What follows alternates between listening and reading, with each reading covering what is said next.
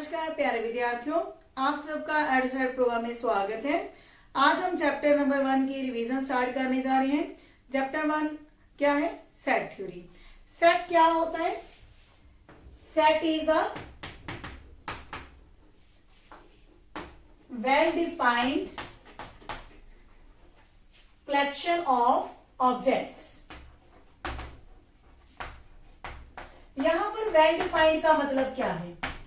Well defined का मतलब है कि जो अच्छी तरह से परिभाषित हो सके, ऐसे ऑब्जेक्ट्स की कलेक्शन को हम सेट कहते हैं। जैसे कि फर्स्ट 5 नेचुरल नंबर्स, हमें पता है कि पहले 5 जो नेचुरल नंबर्स क्या होंगे? 1 2 3 4 5। या फिर अगर हम ये कहें इंग्लिश के वॉवल्स, वॉवल्स हमें पता है कौन से होते हैं? ए ई आई ओ यू। तो इस तरह से वो ऑब्जेक्ट्स जो वेल डिफाइंड होते हैं उनकी कलेक्शन को हम क्या कहते हैं? सेट कहते हैं। तो अब इसके बाद है फॉर्म्स। फॉर्म से पहले हम डिस्कस करेंगे कि जो सेट है उसके लिखा कैसे जाता है? कैपिटल लेटर के रूप में। जैसे कि कोई भी सेट अगर हम लिखते हैं ए के फॉर्म में लिखा जा सकता है, capital A, capital B, capital X, capital Z. जो भी सेट लिखा जाएगा उसको कैपिटल लेटर्स में लिखा जाएगा। और फिर उस सेट के अंदर जो भी हमारे पास, जैसे हमने लिखा ए ई आई ओ यू, इन सारों को क्या बोलते हैं? मेंबर्स। क्या बोलते हैं इनको? मेंबर्स, या फिर इनको बोलते हैं एलिमेंट्स। तो जो मेंबर्स हैं या एलिमेंट्स हैं, ये सेट को क्या करते हैं? बिलोंग करते हैं। यानी कि अगर मैं ये लिखूं ए और कैपिटल ए, इनके बीच में जो साइन लगाया है इसको बोलते हैं एप्सिलॉन। तो जो एप्सिलॉन का साइन है इसका मतलब होता है बिलोंग्स टू, यानी कि ए बिलोंग्स टू सेट ए। यानी कि जो मेंबर है वो सेट को क्या करेगा? बिलोंग करेगा, यानी कि उसके अंदर वो मौजूद है। जैसे हमने ए लिखा, इसी प्रकार आप यू को लिख सकते हैं, U belongs to set A. इसके बाद हम डिस्कस करते हैं फॉर्म्स के बारे में कि जो सेट है वो किस प्रकार से लिखा जाता है। तो इसकी फर्स्ट फॉर्म जो है वो है रोस्टर फॉर्म।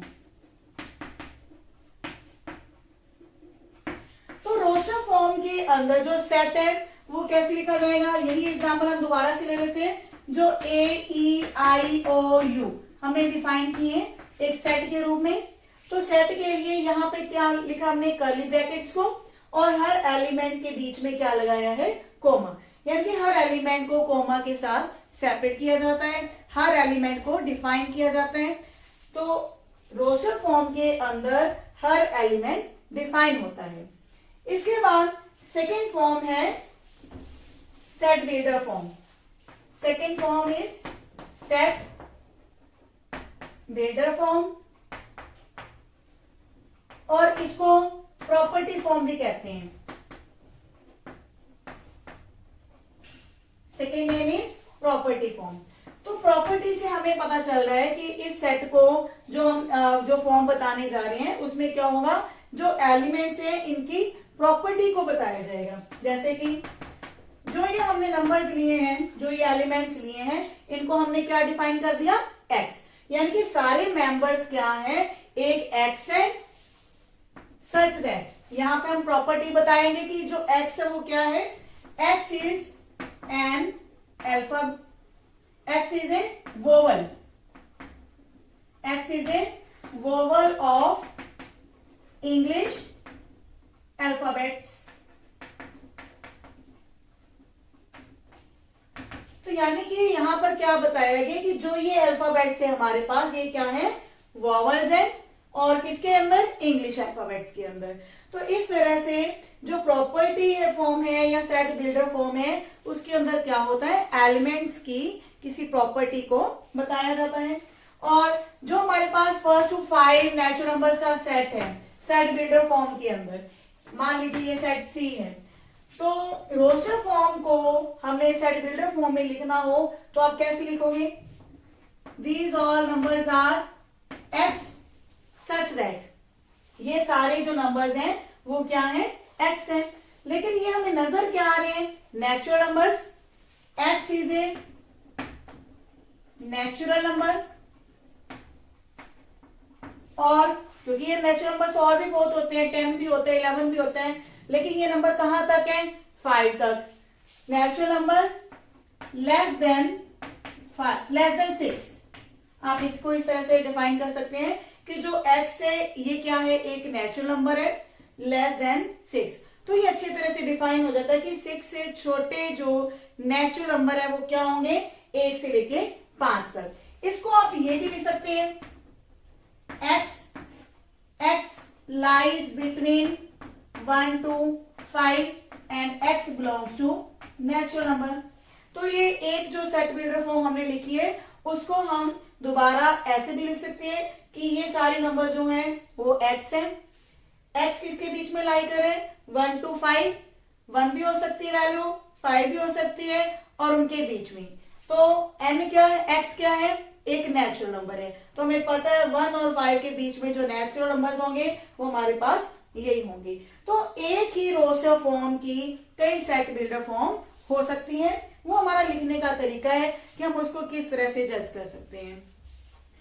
इसके बाद हम डिस्कस करते हैं कि जो सेट हमने अभी डिफाइन किया कि set is a well defined collection of the objects, लेकिन कौन से सेट वेल डिफाइंड नहीं होते।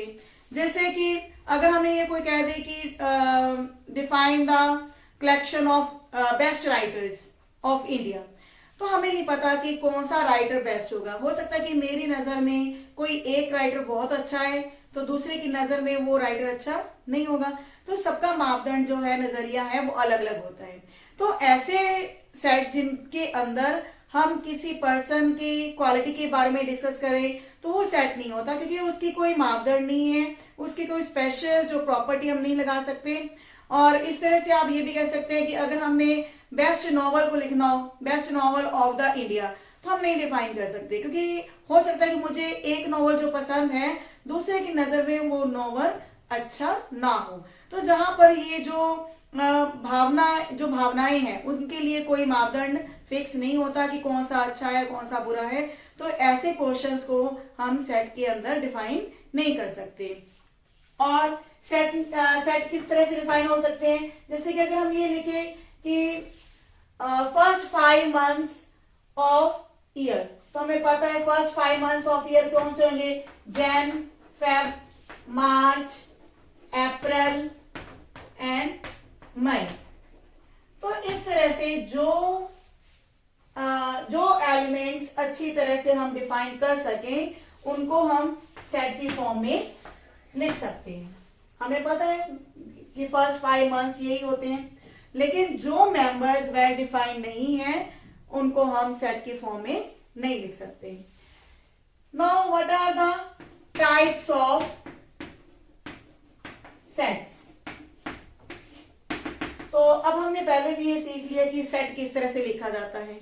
टाइप्स में क्या होगा, सबसे पहले जो है that is a finite set. Finite set वो सेट है जिनके एलिमेंट्स को हम काउंट कर सकें, गिनती की जा सके। जैसे कि एक सेट ऐसा है जिसके अंदर एलिमेंट्स हैं 1 2 3, तो यहाँ नंबर ऑफ एलिमेंट्स कितने हैं, 3, इनको हम काउंट कर सकते हैं। मान लीजिए दूसरा सेट है आपके पास A B C D E F, तो इसके अंदर एलिमेंट्स कितने हैं, 6। तो ऐसा सेट जिसके अंदर एलिमेंट्स को गिना जा सके वो सेट कौन सा होता है, finite set. Second type is infinite set. अब इनफाइनाइट सेट कौन सा होगा, देखिए फर्स्ट जो हमारी डेफिनेशन थी फाइनाइट सेट की वो क्या थी, जिनके मेंबर्स को हम गिन सकें। तो इनफाइनाइट सेट की डेफिनेशन में क्या होगा, ऐसा सेट जिसके मेंबर्स को गिना ना जा सके, जैसे कि सेट ऑफ नेचुरल नंबर्स। अब सभी नेचुरल नंबर्स के सेट को हम लिखेंगे तो कैसे लिखेंगे, 1 2 3 4 एंड सो ऑन, क्योंकि ये इनकी हम गिनती नहीं कर सकते कि लास्ट वाला जो है नेचुरल नंबर कौन सा होगा। तो ऐसा सेट जहां गिनती ना की जा सके वो सेट कौन सा होगा, infinite set. Third type is empty set. Third type is empty set. Empty set को नल सेट भी बोलते हैं और इसको वाइड सेट भी बोलते हैं। तो तीनों का मतलब एक है। एक ऐसा सेट जिसके अंदर कोई एलिमेंट नहीं है, खाली है, ब्लैंक है, इसके अंदर कोई भी एलिमेंट आपको नजर नहीं आ रहा, तो इस सेट को हम इस तरह से भी लिख सकते हैं फाई के साथ। तो जो खाली है, जिसके अंदर कोई एलिमेंट नहीं है, उसको हमने फाई के साथ डिनोट किया, तो उसको हम बोलते हैं एम्प्टी सेट, जिसके अंदर कोई भी एलिमेंट मौजूद नहीं है। तो यहां हम ये कह सकते हैं कि नंबर ऑफ एलिमेंट्स इसके अंदर कितने हैं? 0। ये क्या है? इसका मतलब क्या है? Number of elements in set A that are equal to 0। अब इस सेट को हम फाइनाइट बोलेंगे या इनफाइनाइट? ये सेट हमारा फाइनाइट है, क्योंकि मेंबर्स तो हम गिन नहीं सकते हैं ना, इसके अंदर जो मेंबर्स हैं वो कितने हैं? 0 हैं। तो ऐसा सेट जिसके मेंबर्स को गिना जा सके वो फाइनाइट होता है, जिसके मेंबर्स को नहीं गिना जा सकता वो इनफाइनाइट होता है। तो एम्प्टी सेट क्या है? एक ऐसा सेट जो कि एम्प्टी है, खाली है, जिसके अंदर कोई एलिमेंट नहीं है, तो हम काउंट कर सकते हैं, तो ये हमारा क्या होगा? Finite set. तो इसके बाद फोर्थ है equal sets. Fourth is equal sets. Equal sets का मतलब क्या है? कि दो सेट आपस में इक्वल हैं। फॉर एग्जाम्पल, ए के अंदर एलिमेंट्स है 1 2 3 4 5 और बी सेट के अंदर एलिमेंट्स हैं 5 4 4 3 2 1। अब दोनों सेट को आप ध्यान से देखिए, इनकी सीक्वेंस बदली हुई है। नंबर ऑफ एलिमेंट्स इक्वल होना जरूरी नहीं है, बल्कि ये जरूरी है कि जो एलिमेंट ए के अंदर है वो बी के अंदर भी जरूर होगा, जो बी के अंदर है वो ए के अंदर भी होगा। It means if x belongs to A, then x is also belongs to set B। और हम ये भी कह सकते हैं कि if x belongs to B, then x belongs to A also। यानी कि दोनों के एलिमेंट्स का सेम होना जरूरी है। जो एलिमेंट A के अंदर है वही एलिमेंट B के अंदर होंगे। उनकी गिनती के ऊपर कोई फर्क नहीं पड़ता कि इसके अंदर जो जैसे 4 है 2 टाइम्स है, लेकिन मेंबर्स का सेम होना जरूरी है। लेकिन अगर इसके अंदर मैं एक मेंबर ऐसा ऐड कर दूं जो बी के अंदर नहीं है, जैसे कि इसमें 6 है, इसमें 6 नहीं है, तो ऐसे सेट आपस में फिर इक्वल नहीं होंगे, because 6 belongs to A but 6 doesn't belongs to set B. तो ऐसे सेट जिनमें कोई एक ऐसा एलिमेंट जरूर हो जो एक के अंदर है दूसरे के अंदर नहीं है, तो वो सेट इक्वल नहीं होंगे। तो इक्वल होने के लिए क्या जरूरी है? कि दोनों सेट्स के जो एलिमेंट्स हैं वो सेम होने चाहिए। तो इसके बाद हमारी जो एक्सरसाइज है 1.1 एंड 1.2, तो ये दोनों एक्सरसाइज हमारे इन्हीं क्वेश्चंस के ऊपर बेस्ड है। तो हम एग्जांपल्स देख रहे हैं इसमें। तो फर्स्ट एग्जांपल में क्या है? Write the solution set of the equation in roster form. तो जो हमारे पास फर्स्ट एग्जांपल है उसमें एक इक्वेशन दी हुई है, क्वाड्रेटिक इक्वेशन है, और उसको हम सॉल्व करेंगे तो हमारे पास क्या जाती है? Roster form. रोस्टर फॉर्म क्या है? जिसमें सारे एलिमेंट्स को लिखा जाता है x² plus x minus 2 is equal to 0। तो यहाँ हम फैक्टर मेथड लगा रहे हैं, x minus 1 x plus 2 is equal to 0। तो यहां से x की दो वैल्यूज आ जाती हैं 1 एंड माइनस 2। तो जो सेट होगा उसके अंदर दो एलिमेंट्स होंगे 1 एंड माइनस 2। इनको कॉमा के साथ हमने सेपरेट कर दिया, कर्ली ब्रैकेट्स में लिखा है, तो ये सेट है हमारे पास। सेकेंड एग्जांपल के अंदर हमारे पास क्या है?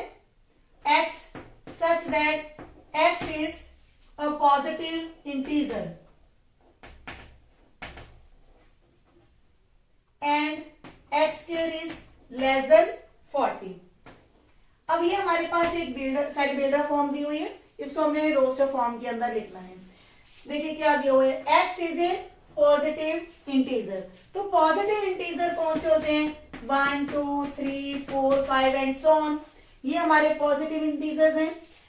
And x square is less than 40, यानी कि अगर इनका स्क्वायर ले लें, 1 का स्क्वायर, 2 का स्क्वायर, 3 का स्क्वायर, 5 का स्क्वायर, तो ये हमारे पास क्या होने चाहिए, लेस देन 40 होने चाहिए, 40 से छोटे। तो ऐसे नंबर कौन से होंगे, यहां तक 6 के स्क्वायर तक, क्योंकि अगर हम 7 का स्क्वायर ले लेते हैं तो वो नंबर होता है 49।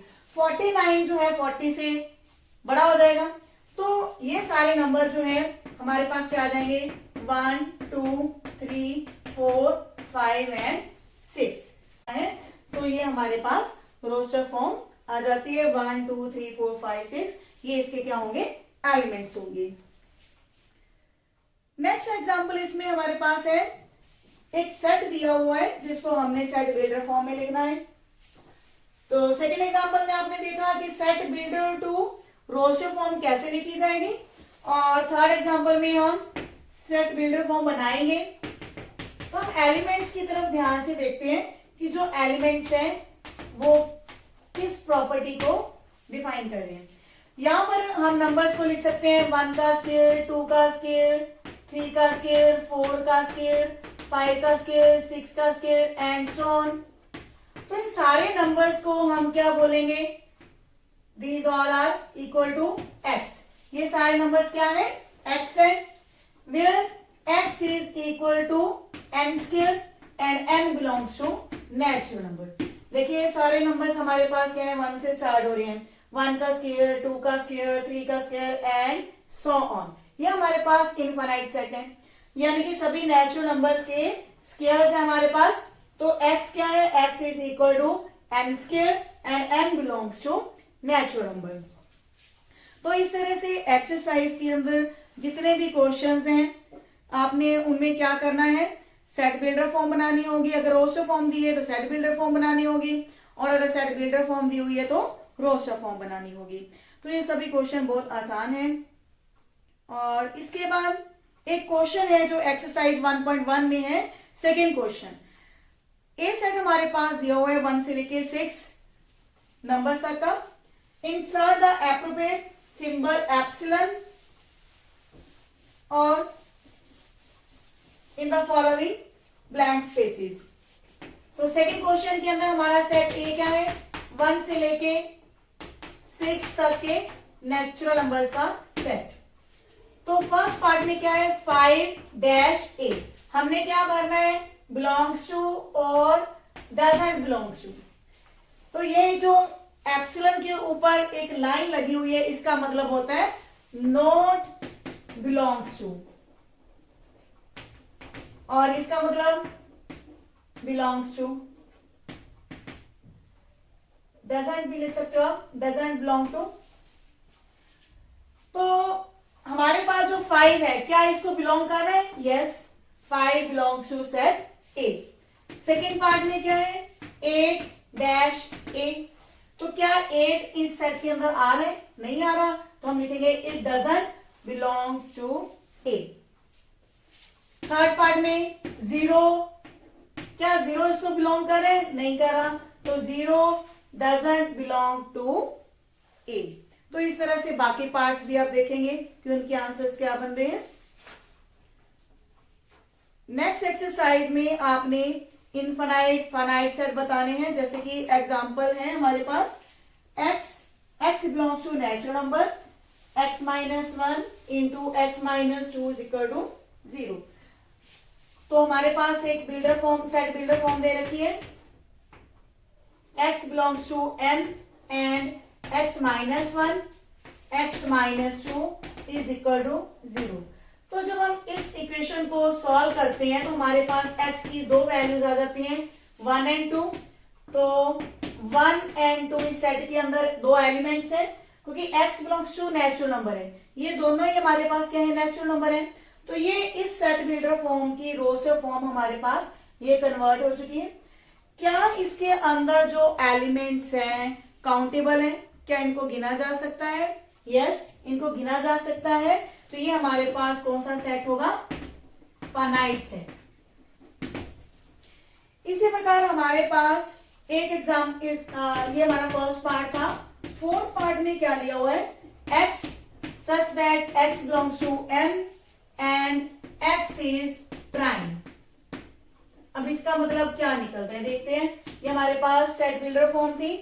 x नेचुरल नंबर को बिलोंग करता है, यानी कि x एक नेचुरल नंबर है, and x is a prime, एक प्राइम नंबर है। अब प्राइम नंबर्स हमारे पास क्या होते हैं, 2, 3, 5, 7, 11, 13 एंड सो ऑन। क्योंकि इसमें हमारे पास कोई भी नंबर ऐसा नहीं है लास्ट में जो हम ये कह सकें कि ये प्राइम नंबर लास्ट वन है। क्लियर है? उसके बाद भी और प्राइम नंबर हो सकते हैं। तो ऐसा सेट जिसके मेंबर्स को हम नहीं गिन सकते, वो सेट कौन सा होगा, इनफाइनाइट सेट। क्लियर है? इनफाइनाइट सेट की डेफिनेशन क्या है, ऐसा सेट जिसके मेंबर्स को नहीं गिना जा सकता। इसके बाद इक्वल सेट्स की हम कुछ एग्जांपल्स ले रहे हैं।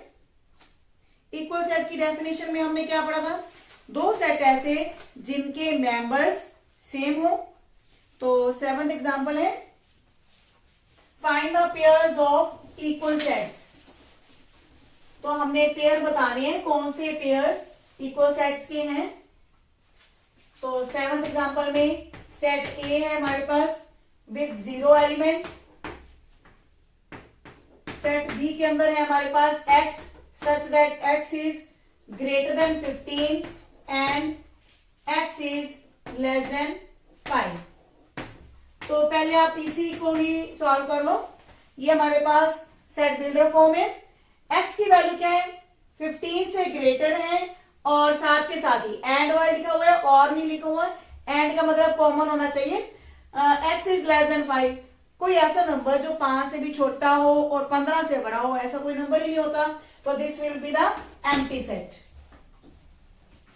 नेक्स्ट है C, x such that x minus 5 is equal to 0। तो जब आप सॉल्व करोगे x minus 5 is equal to 0 को, तो हमारे पास एलिमेंट आएगा 5। D के अंदर एलिमेंट्स आएंगे x such that x is equal to 25। तो जब इस इक्वेशन को सॉल्व करोगे तो x की दो वैल्यूज आएंगी 5 एंड -5। की सेट है हमारे पास x is an integral positive root of equation। This is a positive integral root of equation। x square minus 2x minus 15 is equal to 0। तो इसके हमारे पास जो एलिमेंट्स बनेंगी, क्योंकि पॉजिटिव इंटीग्रल रूट है तो यहां से इसकी दो वैल्यूज बनेगी, x will be equal to 5 and -3। तो पॉजिटिव तो हमारे पास 5 ही होगा ना, तो e के अंदर जो एलिमेंट्स है वो केवल 5 आएगा। अब इनमें आपने चेक करना है कौन से दो सेट इक्वल हैं या नहीं है। देखिए फर्स्ट ऑफ ऑल हमारे पास एक सेट ऐसा है जिसके अंदर 0 एलिमेंट है, तो 0 के जैसा कोई और सेट हमें नजर नहीं आ रहा, इसको हम छोड़ देते हैं। बी सेट है हमारे पास 5 यानी कि एम्प्टी हमारा और कोई सेट नहीं है। सी सेट के अंदर है अकेला एलिमेंट 5, अकेला एलिमेंट 5 वाला हमारा सेट कौन सा है, सेट ई। तो इस तरह से हम कह सकते हैं कि जो सी है और ई है ये दो सेट आपस में इक्वल है। नेक्स्ट हमारा है डी। डी के अंदर दो एलिमेंट्स है 5 एंड -5, तो ऐसा कोई भी सेट नहीं है जिसके अंदर ये दो एलिमेंट हो। तो फाइनली हमारे पास दो सेट ऐसे हैं सी और ई जो आपस में इक्वल हैं, बिकॉज उनके अंदर जो नंबर ऑफ जो एलिमेंट है 5 इसको भी बिलोंग करते हैं, 5 इसको भी बिलोंग करते हैं।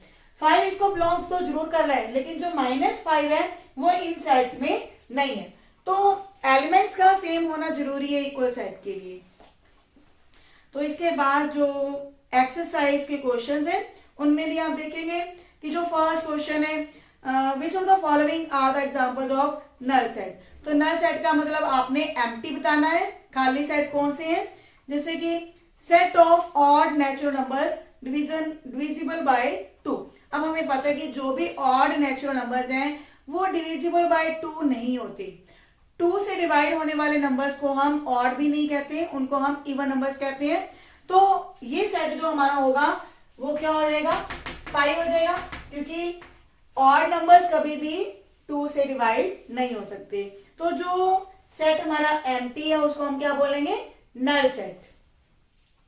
तो इस तरह एक्सरसाइज के जितने भी क्वेश्चंस हैं वो नल सेट, फाइनाइट और इनफाइनाइट या फिर इक्वल सेट्स के ऊपर बेस्ड क्वेश्चंस हैं। आपको ट्राई करेंगे। मिलते हैं नेक्स्ट वीडियो में। धन्यवाद।